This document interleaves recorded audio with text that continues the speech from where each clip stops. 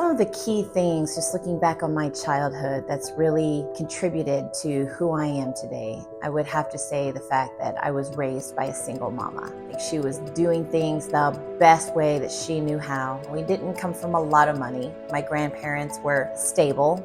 Definitely. They both put in work at very long careers at the same company, grew up in the Great Depression. My mother had a really good work ethic, I would say. We just didn't have a lot of money.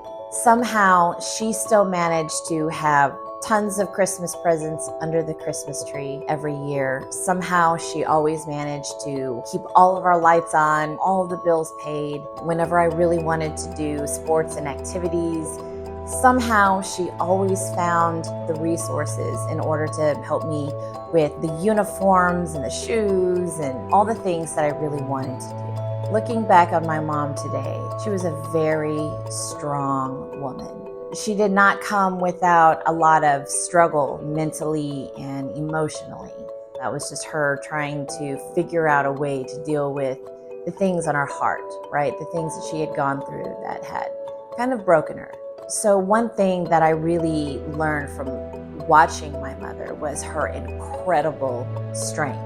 No matter how far the chips were down, sometimes we really had to go into survival mode. No matter how bad things really got, like, this woman had the most incredible strength to power through some of the toughest, hardest, most heartbreaking situations at times. Of course, we become, the patterns that we see around us. And so that was one pattern that I would absolutely say, no matter what situations I've ever found myself in the world, in life, I've always come through heartache, heartbreak, and really challenging mental and emotional situations with a lot of strength, with a lot of courage to get up and find the solution to put that problem behind me. Evolving, right? Having the strength to evolve, I would absolutely say. And also self-love.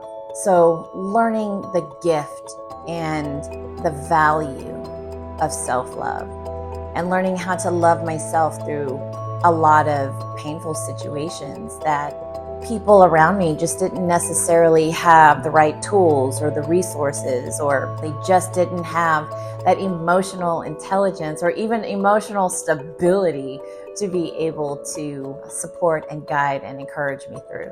So I got to be my number one supporter in a lot of ways, and that has really made me probably the most resilient.